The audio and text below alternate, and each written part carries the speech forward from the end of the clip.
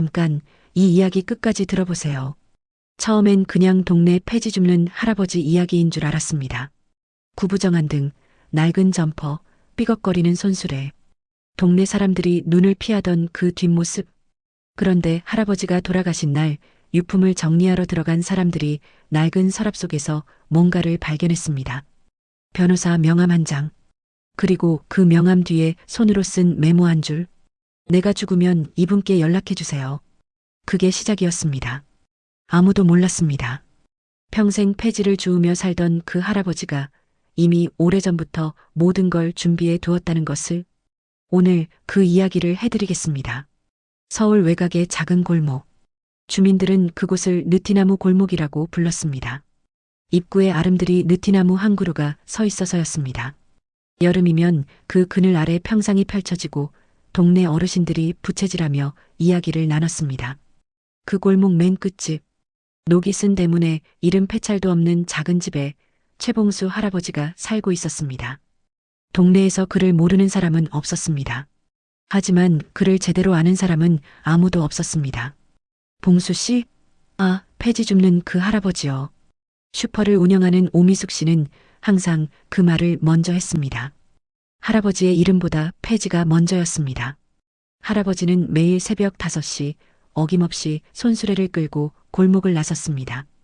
비가 와도 눈이 와도 영하 10도의 새벽에도 한여름 습한 더위 속에서도 손수레 바퀴가 골목 바닥을 긁으며 내는 소리가 새벽 알람처럼 들렸다고 옆집 박현숙 씨는 말했습니다. 49살의 그녀는 그 소리를 수년째 들으며 살았습니다. 처음엔 또 저러신다 했는데 어느 날부터는 그 소리가 안 들리면 오히려 이상하더라고요. 동네 사람들은 할아버지를 짠돌이라고 불렀습니다. 딱히 악의는 없었습니다. 그냥 사실처럼 느껴졌으니까요. 할아버지는 슈퍼에서 물건을 살 때 유통기한이 하루 이틀 남은 것만 골랐습니다. 새 옷을 산다는 걸 본 사람이 없었습니다. 식당에 들어가는 걸 본 사람도 없었습니다. 명절에 누가 찾아오는 걸 본 사람도 없었습니다. 혼자 사시는 거야, 돈이 없으신 거야, 원래 그런 성격이신 거야. 아무도 정확히 몰랐습니다. 그냥 그런 어르신이라고 생각했습니다. 그런데 딱 한 가지 이상한 점이 있었습니다. 할아버지가 가끔 은행에 간다는 것. 그것도 동네 은행이 아니라 버스를 2번 갈아타고 가야 하는 시내 은행에. 박현숙 씨가 한 번은 장을 보러 가다 버스 정류장에서 할아버지를 만났습니다. 할아버지, 어디 가세요? 응, 은행 좀. 근처 은행 가시면 되지. 왜 시내까지 가세요? 할아버지는 잠깐 멈칫하더니 이렇게 말했습니다. 거기가 좀 더 편해. 그뿐이었습니다. 박현숙 씨는 그냥 웃고 넘겼습니다. 나중에야 그 말의 의미를 알게 됐습니다. 골목에서 할아버지를 가장 못마땅하게 여긴 사람은 이재철 씨였습니다. 50대 초반 동네 주민자치위원 일을 보며 골목 대표 노릇을 하는 그였습니다. 몇 해 전 그는 할아버지를 찾아갔습니다. 할아버지, 그 집 저한테 파시지요. 시세대로 드리겠습니다. 할아버지는 짧게 고개를 저었습니다. 안 팔아요. 아이고, 할아버지 연세에 혼자 사시기도 힘드실 텐데. 좋은 시설에 가시면 더 편하지 않으십니까? 안 팔아요. 그게 끝이었습니다. 이후 이재철 씨는 할아버지를 볼 때마다 눈살을 찌푸렸습니다. 손수레가 너무 커. 골목이 좁아서 불편하다고. 폐지 싣고 다니면 골목 지저분해져. 말 한마디 한마디가 할아버지를 향한 것이었습니다. 할아버지는 그 말들을 들어도 아무 대꾸가 없었습니다. 그냥 고개를 숙이고 손수레를 끌고 골목을 지나갔습니다. 박현숙 씨는 할아버지에게 가끔 반찬을 갖다 드렸습니다. 할아버지, 김치찌개 끓였는데 많이 남았어요. 드세요. 할아버지는 처음에는 손을 저었습니다. 나 먹었어요. 억지로 들여보내면 다음날 꼭 무언가를 돌려주었습니다. 동네 슈퍼에서 사온 캔 음료 하나 아니면 직접 담갔다는 깍두기 한 통. 받기만 하는 게 불편하신 거라고 박현숙 씨는 생각했습니다. 그 자존심이 짠했습니다. 한 번은 용기를 내서 물었습니다. 할아버지, 가족은요? 자식은 없으세요? 할아버지는 잠시 먼 곳을 바라봤습니다. 딸이 하나 있지. 어디 사는데요? 미국에 있어. 잘 살고 있을 거야. 잘 살고 있을 거야. 라는 말이 박현숙 씨의 가슴에 걸렸습니다.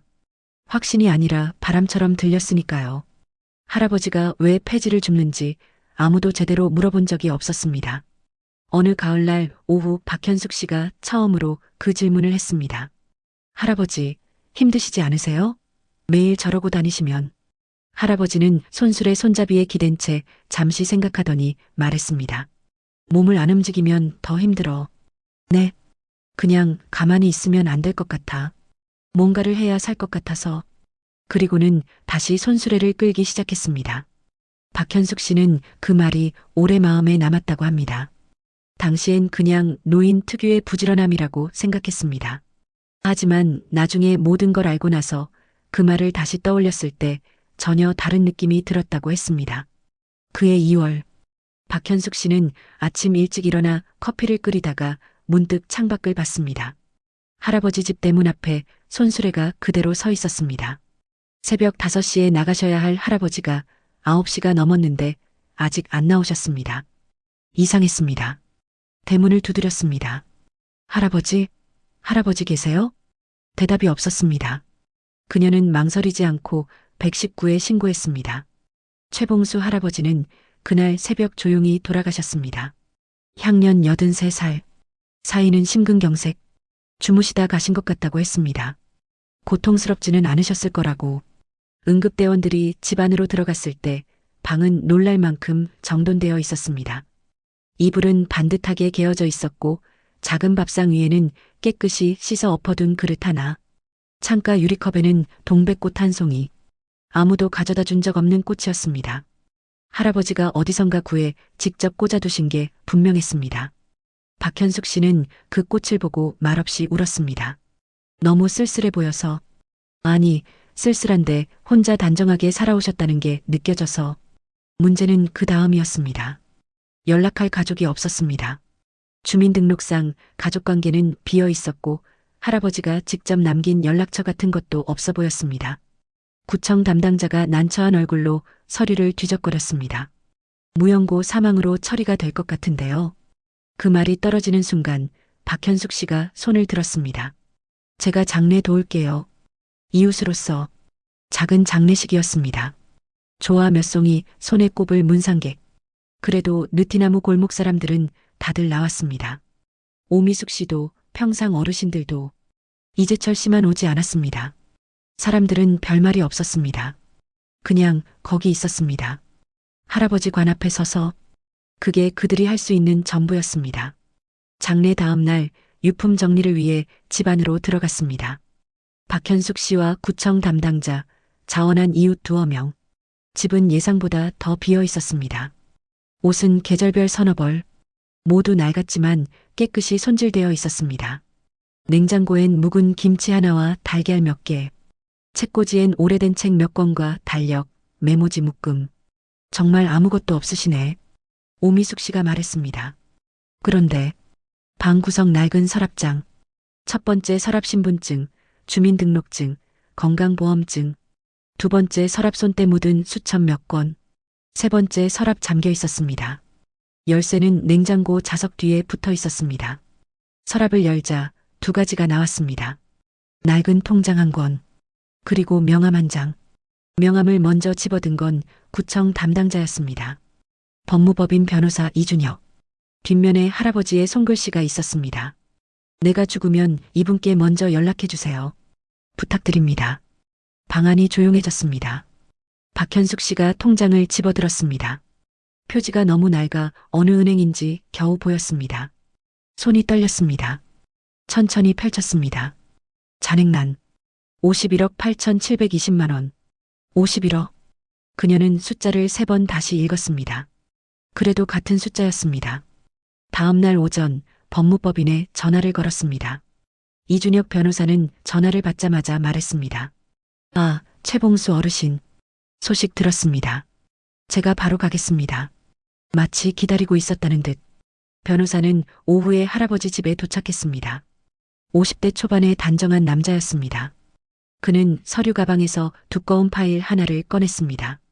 어르신이 생전에 저와 신탁 계약을 맺으셨습니다.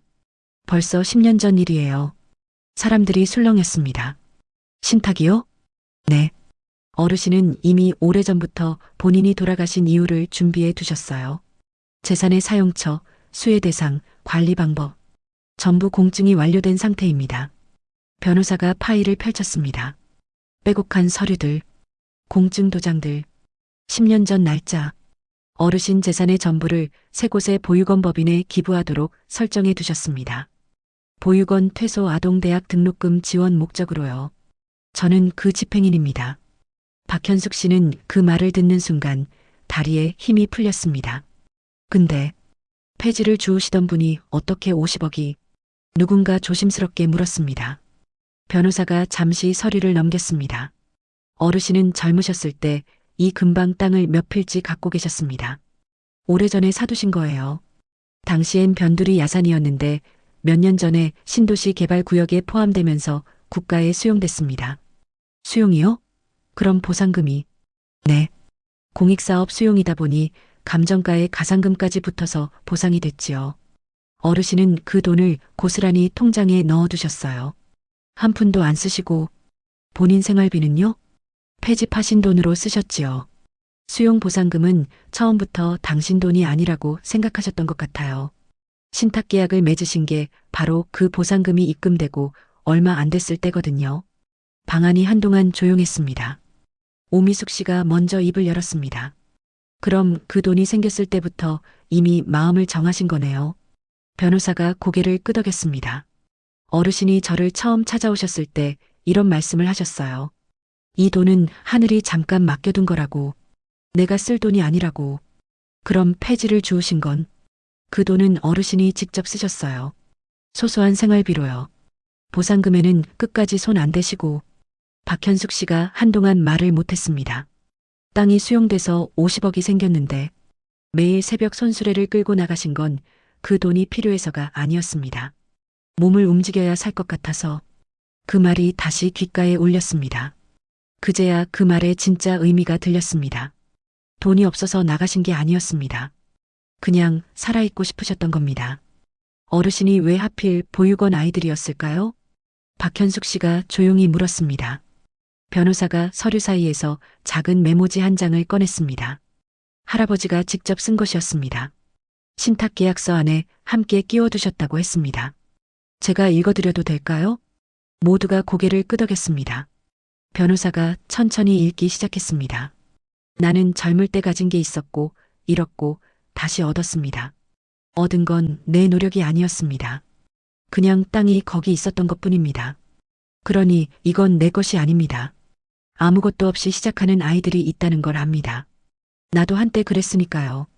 그 아이들이 시작할 수 있도록 그게 이 돈이 가야 할 곳이라고 생각합니다.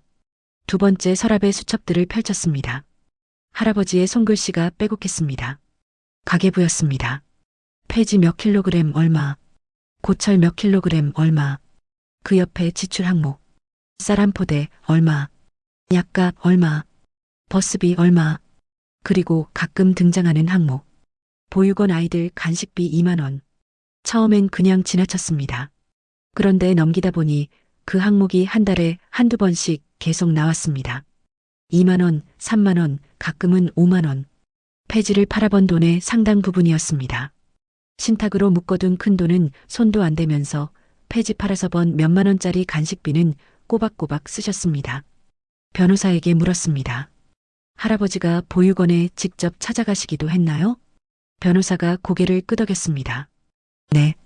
어르신은 가끔 보육원에 가서 아이들 간식을 사다 주셨다고 들었습니다. 폐지 파신 돈으로요.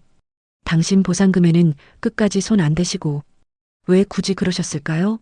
이미 큰 돈이 다 준비되어 있는데. 변호사는 잠시 생각하다 말했습니다. 어르신한테 한번 여쭤봤어요. 그랬더니 이러시더라고요. 죽고 나서 주는 건 내 의지가 아닌 것 같아서 살아있는 동안에 내가 직접 뭔가를 해야지. 수첩 마지막 페이지에 이런 글이 적혀 있었습니다. 나는 땅 한 덩이를 가진 복 있는 사람이었다. 그 복을 오래 쥐고 있었다. 이젠 놓아도 될 것 같다. 아이들이 잘 됐으면 좋겠다. 그게 다다. 박현숙 씨는 그 글을 읽고 한동안 책상 앞에 앉아 있었습니다. 눈물이 났는데 소리를 내지 않았습니다. 소식은 법무법인을 통해 세 곳의 보육원에 전달됐습니다. 보육원 원장들은 사실 할아버지를 알고 있었습니다. 몇 해 전부터 가끔 찾아오시는 노인이 계셨다고 했습니다. 손수레를 끌고 오지는 않으셨고 버스를 타고 오셨다고, 간식 상자를 들고서 이름을 물으면 그냥 동네 할아버지요 라고만 하셨다고 합니다. 저희도 몰랐어요. 그 할아버지가 나중에 우리 아이들 등록금을 준비해 두신 분인 줄은. 한 원장이 말했습니다. 생전에 서류 작업 다 하러 오셨는데 그때도 그냥 조용히 다녀가셨어요. 서명하시고 차 한잔 드시고 인사하시고 가셨어요. 뭔가 큰일을 하시는 분처럼 안 보이셨어요. 그냥 동네 할아버지처럼 보이셨어요. 소식이 퍼지면서 할아버지 덕분에 대학을 다닌 아이들이 연락을 해왔습니다. 이수진 씨는 이미 간호사가 되어 지방병원에서 일하고 있었습니다. 저는 그 할아버지 얼굴도 몰라요. 근데 제가 대학 갈 수 있었던 건 그분 덕분이에요. 보육원 원장 선생님이 익명의 후원자가 계신다고 하셨는데 그분이 할아버지셨구나 싶으니까. 아, 죄송해요. 말을 못하겠네요.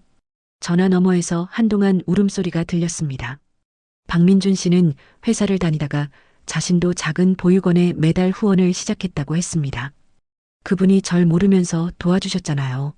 저도 모르는 누군가를 도울 수 있겠다 싶어서요. 김지영 씨는 초등학교 선생님이 됐습니다. 매년 졸업식 때 아이들 한 명 한 명 보면서 그 할아버지 생각을 해요. 누군가 저를 믿어줬으니까 제가 여기 있잖아요. 느티나무 골목도 달라졌습니다.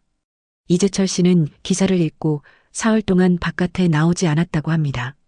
나흘째 되는 날 아침 박현숙 씨의 문을 두드렸습니다. 내가 그 양반한테 너무 함부로 했어. 박현숙 씨는 대답하지 않았습니다. 그냥 고개만 끄덕였습니다. 그것으로 충분했습니다. 동네 사람들은 할아버지 집 앞 담장 아래에 작은 화단을 만들었습니다. 동백꽃을 심었습니다. 빈방 창가에 홀로 꽂혀 있던 그 꽃. 매년 겨울이 끝나갈 무렵이면 그 꽃이 피어났습니다. 느티나무 골목 사람들은 그 꽃을 보면 할아버지를 생각한다고 합니다. 말없이 손수레를 끌던 뒷모습을. 이 이야기를 다 들으시고 어떤 생각이 드셨나요? 저는 이 이야기를 정리하면서 계속 한 가지 장면이 마음에 걸렸습니다. 할아버지가 신탁계약서 안에 끼워두신 메모. 이 돈은 하늘이 잠깐 맡겨둔 거라고. 내가 쓸 돈이 아니라고. 땅이 수용되던 날, 통장에 50억이 찍히던 날, 할아버지는 기뻐하지 않으셨을 것 같습니다. 그냥 조용히 전화 한 통 하셨겠지요. 변호사 사무실에. 이제 준비해야 할 것 같아서요 라고. 할아버지가 폐지를 주운 건 돈이 필요해서가 아니었습니다. 몸을 움직여야 살 것 같아서. 살아있는 동안 자기 손으로 뭔가를 하고 싶어서. 그 마음이 2만 원짜리 간식비가 되어 보육원 아이들에게 닿았습니다. 50억은 나중의 일이었고 할아버지에게 진짜 중요한 건 오늘 손수레를 끌고 나가는 것이었습니다. 우리 주변에도 그런 사람이 있을지 모릅니다. 매일 같은 시간에 같은 자리에 있어서 우리가 당연하게 여기는 사람. 한 번쯤 이름을 불러봐 주세요. 어떻게 지내냐 물어봐 주세요. 그 사람 안에 어떤 이야기가 있는지 우리는 사실 아무것도 모르니까요. 수첩 마지막 줄에 이런 말이 있었습니다. 나는 잘 살았다. 5글자. 그 5글자가 50억짜리 통장보다 더 오래 마음에 남았습니다. 오늘 이야기 여기까지입니다. 끝까지 함께 해주셔서 감사합니다. 좋아요 하나씩만 눌러주시면 이런 이야기 계속 가져올게요. 다음에 또 뵙겠습니다.